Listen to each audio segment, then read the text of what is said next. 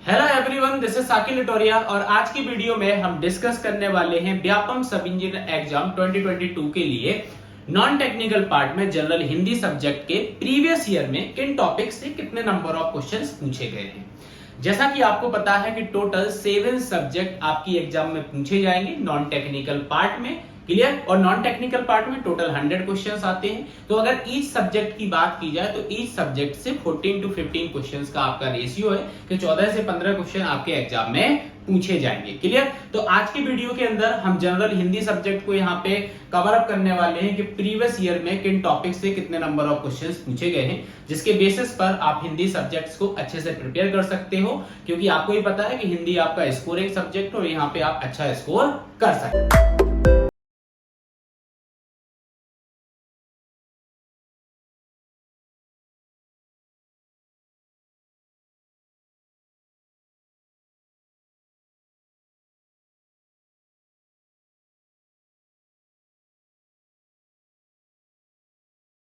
जैसा कि आप डिस्प्ले पर देख पा रहे हो, आज की वीडियो का हमारा जो टॉपिक है नॉन टेक्निकल सब्जेक्ट का एनालिसिस हम यहाँ पे करने वाले हैं, क्लियर। हम क्या करने वाले हैं, नॉन टेक्निकल सब्जेक्ट का एनालिसिस यहाँ पे करने वाले हैं। और सब्जेक्ट जो हमारा आज का है वो है जनरल हिंदी, क्लियर। और नॉन टेक्निकल पार्ट की हम यहाँ पे बात कर रहे हैं तो ये सारी ब्रांचेस के लिए कॉमन अपन ने यहाँ पे लिया है, फॉर ऑल ब्रांचेस के लिए, सभी ब्रांचेस के लिए है। अगर आप सिविल से हैं तो सिविल के लिए, मैकेनिकल से है तो मैकेनिकल के लिए, और इलेक्ट्रिकल से है तो इलेक्ट्रिकल के लिए भी, ठीक है। तो आगे अपन देखते हैं कि किन टॉपिक से क्या क्वेश्चंस आपके एग्जाम में पूछे गए हैं, क्लियर। तो सब्जेक्ट हमारा क्या है, सब्जेक्ट हमारा हिंदी है, ठीक है।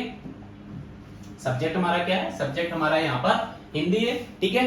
तो हिंदी में अगर मैं सबसे पहले टॉपिक्स की बात करूं तो टॉपिक्स में देखो आपसे संधि पूछी जाती है, समानार्थी शब्द पूछे जाते हैं, तत्सम तद्भव और वाक्य भी आपसे पूछे जाते हैं, अलंकार हुआ, एक शब्द हुआ, छंद हुआ, रचयिता हुआ, व्याकरण हुई, लिंग, असमानार्थी शब्द, शुद्ध अशुद्ध वाक्य, शुद्ध अशुद्ध वाक्य होता है और शुद्ध अशुद्ध शब्द होते हैं, क्लियर। तो ये आपके सिलेबस की मैं बात कर रहा हूं कि हिंदी का आपके सब इंजीनियर में, हिंदी का आपके सब इंजीनियर में ये सिलेबस है, क्लियर।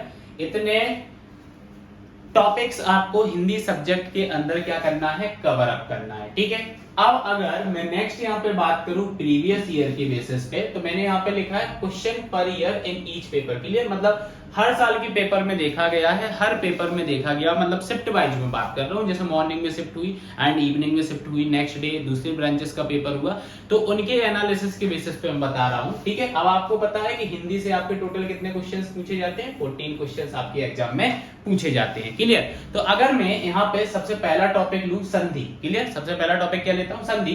तो संधि से 2 क्वेश्चन आपके हर पेपर में आपको देखने को मिलेंगे, क्लियर। संधि से आपको कितने पेपर क्वेश्चन देखने को मिलेंगे, 2 क्वेश्चन आपको देखने को मिलेंगे।